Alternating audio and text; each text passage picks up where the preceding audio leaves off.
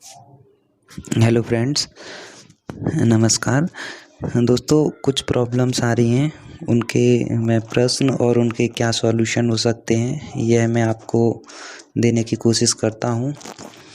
सबसे पहले watch list की प्रॉब्लम आ रही है कि वॉच लिस्ट क्या रखें। तो वॉच लिस्ट जैसे हमारा काम जो है एट द मनी में प्रॉपर होता है, चल रहा है, तो आपको करना क्या है, जो स्टडी अभी हम कर रहे एट द मनी के ही टोटल कॉल उसमें होते हैं, तो हमें अपनी वॉच लिस्ट में ऑटोमेटिक ही 9:15 के पहले ही वह कॉल ऐड करके रखना है जिसमें जिनके स्ट्राइक प्राइस 200 रुपीज़ से अबव के हों और 350 से बिलो के हों।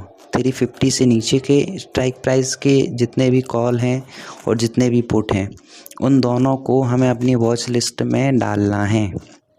ठीक है, तो इसके लिए आपको हमारी तरफ से जो वॉच लिस्ट प्रोवाइड होती है उसका वेट नहीं करना है।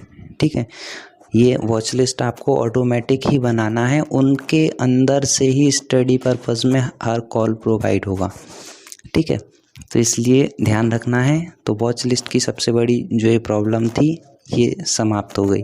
कॉल और पुट, फिर से बोल रहा हूँ, कॉल और पुट दोनों के ही वह स्ट्राइक प्राइस ऐड करना है जिनके वर्तमान में रेट 200 से प्लस 200 रुपये से ऊपर हों और 340 से या 350 से नीचे हों।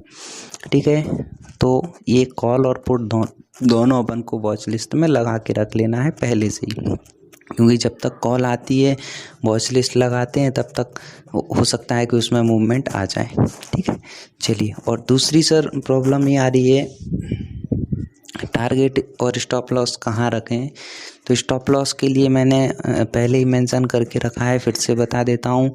मिनिमम 25 पॉइंट, मैक्सिमम 40 पॉइंट, इससे ज़्यादा कोई भी लॉस में वेट नहीं करना है। अगर कॉल एक्टिव नहीं है, ज़्यादा से ज़्यादा 40 पॉइंट तक का लॉस देख सकते हैं, इससे ज़्यादा हमें वेट नहीं करना है। बार बार कह रहा हूँ, लेवल के ऊपर सस्टेन करती है, आप होल्ड रखिए। लेवल से नीचे है, 25 पॉइंट से ज़्यादा नीचे जाती है, हमें स्टॉप लॉस बुक करना है। रीएंट्री उसी कॉल में रीएंट्री लेवल के ऊपर फिर से आती है, एक बार और करके देख लो, 2 टाइम से ज़्यादा नहीं, 2 बार हम उसमें एंट्री कर सकते हैं। ठीक है, तो मोस्टली अगर कॉल सही है तो 2 बार से ज़्यादा वो ऐसा नहीं करती है और आपका टारगेट आएगा। और लॉस होगा तो ज़्यादा से ज़्यादा 40-40 पॉइंट का लॉस होगा, इससे ज़्यादा लॉस हमें नहीं होगा। तीसरी महत्वपूर्ण चीज़, टारगेट क्या रखें। या कई फ्रेंड ये कहते सर आप टारगेट प्रोवाइड ही नहीं करते हो। सर टारगेट मैं इसलिए प्रोवाइड नहीं करता हूँ कि टारगेट हमें स्वयं निर्धारित करने होते हैं। जो ट्रेड करने वाले होते हैं, जिनका कैपिटल यूज़ हो रहा होता है, टारगेट उन्हें निर्धारित करने होते हैं। क्यों निर्धारित करने होते हैं? क्योंकि आपकी कैपेसिटी क्या है या आप किस चीज़ के हैबिचुअल हैं। जो आपकी हैबिचुअल आदत है वह सबसे सही होती है, या आपकी कैपेसिटी कितनी है आप उसको फॉलो कर रहे होते हैं तो वो सबसे सही होता है। एग्जांपल बताता हूँ, जैसे मैंने कोई कॉल बाई कराई 300 रुपीज़ से। ठीक है, अब उसको आपने देखा 300 से जो कॉल प्रोवाइड हुई वो 400 गई, 500 गई, 600 गई।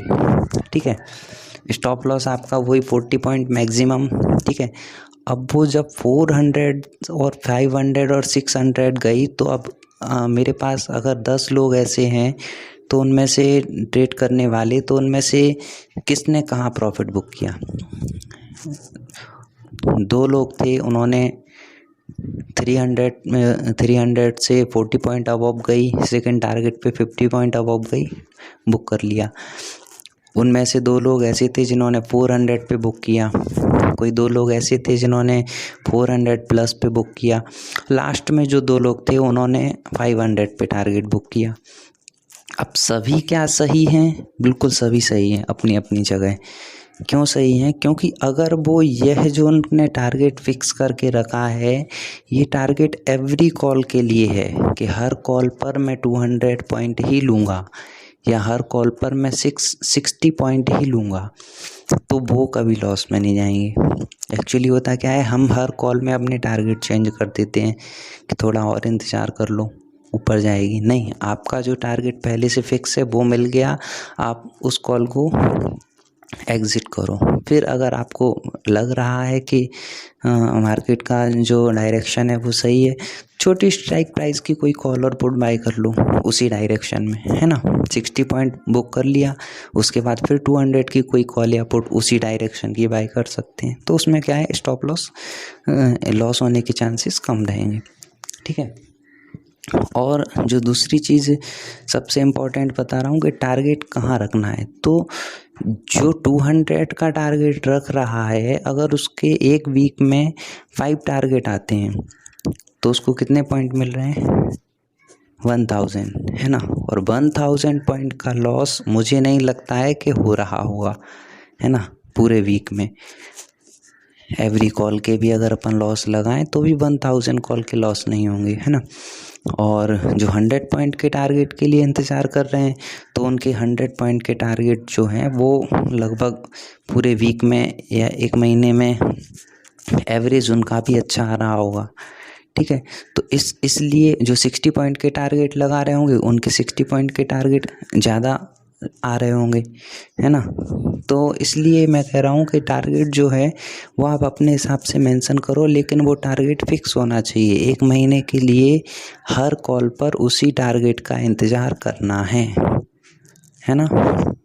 और नहीं तो सबसे अच्छा तरीका जो मुझे पसंद है, जो मैं बताता भी हूँ कई बार, कि आपको हाफ क्वांटिटी या 60% क्वांटिटी फर्स्ट से सेकंड टारगेट के बीच में बुक करनी है। 30 से 40 पॉइंट के बीच में आपको बुक करना है, मतलब 25 अबव पॉइंट जहाँ भी मिले वहाँ आपको 50% क्वांटिटी बुक करना है। और बाकी 50% या तो अनलिमिटेड प्रॉफिट के लिए रखो या 100 अबव पॉइंट के लिए रखो, कम से कम 100 से प्लस पॉइंट 200 रखो, 150 रखो, जो भी हो फिक्स करके रखो एवरी कॉल के लिए। तो इससे सर क्या होगा कि लॉस होने के चांसेस बहुत कम रहेंगे, या आपका लॉस और प्रॉफिट का रेशियो बन जाएगा कि आपका लॉस का रेशियो कितना है, फिक्स है 25 से 40 पॉइंट, है ना। तो टारगेट का भी रेशियो फिक्स होना चाहिए हर कॉल पे, तो इसलिए टारगेट का ध्यान रखो ये।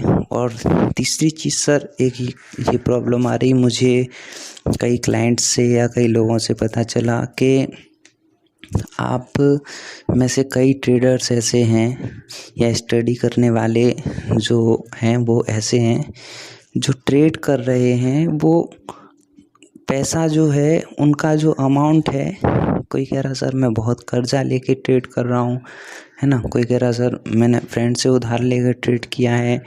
नहीं करना है, बिल्कुल भी नहीं करना है। ध्यान रखना, मुझे आपको सिखाना है। मैं आपसे ये कह रहा हूँ कि आपको कभी भी शेयर मार्केट में इंट्राडे ट्रेडिंग के लिए सीखना है या ट्रेड करना है, सिर्फ उसी कैपिटल से करें जो कैपिटल आपके पास एक्स्ट्रा हो। कभी भी अपने घर, ज़मीन, जायदाद, ठीक है, जेवर, इन सभी को मिटा करके या इन सभी के बेस पर पैसा ले करके शेयर मार्केट में इंट्राडे ट्रेडिंग ना करें, क्योंकि बहुत जोखिम भरा है। अगर आप एक भी रूल्स फॉलो करना भूल जाते हो, निश्चित है कि आप कैपिटल नहीं बना पाओगे। एक भी रूल्स कह रहा हूँ, अगर आप कभी टारगेट भूल गए तो भी आपका नुकसान है, स्टॉप लॉस भूल गए तो भी आपका नुकसान है। इसलिए प्लीज़ आपसे निवेदन है, ऐसे लोग ट्रेडिंग, इंट्राडे ट्रेडिंग को पूरे तरीके से अवॉइड करें जो कर्जा लेकर के या अपनी कोई कीमती वस्तु को मिटा करके और इंट्राडे ट्रेडिंग से पैसा कमाना चाहते हो। क्योंकि अगर इतना आसान होता और वास्तव में इतना इजी पैसा होता तो फिर लोग सब काम बंद करके इंट्राडे ट्रेडिंग ही करते। नहीं है, इतना संभव नहीं है। इसलिए प्यारे दोस्तों, मेरी इस बात को आप गांठ बांध लो अच्छे तरीके से कि सिर्फ इंट्राडे ट्रेडिंग उन्हीं के लिए है जिनके पास एक्स्ट्रा कैपिटल है, अच्छा पेशेंस है, रूल्स को बहुत अच्छे से फॉलो कर सकते हैं, तो वह ही सक्सेस हो सकते हैं। अदरवाइज़ बहुत सारे लोग ऐसे हैं जो बहुत कुछ गवा करके बैठे हैं। तो मेरा आप सभी से फिर से निवेदन है, रूल्स को फॉलो करें, लॉस में ज़्यादा वेट नहीं करना है, ठीक है। लेवल के ऊपर आप जितना पेशेंस है, हर टारगेट फिक्स करके हर ट्रेड पे काम करें, ठीक है। आपको एवरेज जो निकलेगा मंथली या वीकली निकलेगा वो अच्छा निकलेगा, ठीक है। मुझे ये नहीं कहें कि सर आज ये हो गया, आज ये हो गया, नहीं, एक दिन से कुछ भी नहीं होता है, इसमें सब एवरेज बेस पे होता है। Okay, thank you, bye.